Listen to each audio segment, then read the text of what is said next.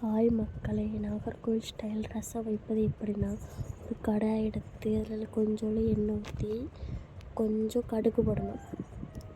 கடுகு போட்டு அடுத்து நல்ல மிளகு, ஜீரகம், வெள்ளைப்பூடு போட்டு ஒரு தட்டியில் மிக்சியில் தட்டுங்க. தட்டி அந்த கடுகுலாம் பொட்டி வரணும். அதுக்கப்புறம் போடுங்க. போட்டு வதக்கணும். அதுக்கப்புறம் கொஞ்சோண்டு கருவேப்பிலை போட்டு நல்லா வதக்கணும். வதக்கிட்டு அப்புறம் தக்காளி மிளகாய் போடுங்க. தக்காளி போட்டு நல்லா வதக்கணும்.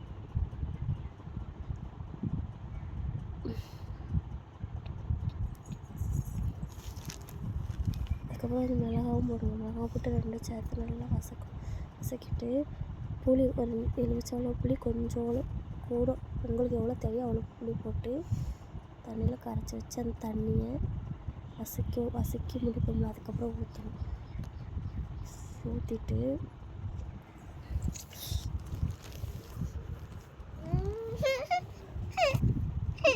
ஊற்றிட்டு ரசப்பொடி இருக்கலாம், செட்டிநாடு ரசப்பொடி போடுங்க.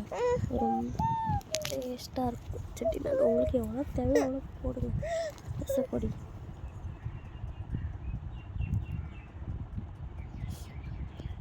அப்புறம் கொஞ்சம் மஞ்சள் பொடி போடுங்க. நாங்கள் போடுவோம், நீங்கள் போடுவீங்களான்னு சொல்லுங்கள். கொஞ்சம் மஞ்சள் பொடி,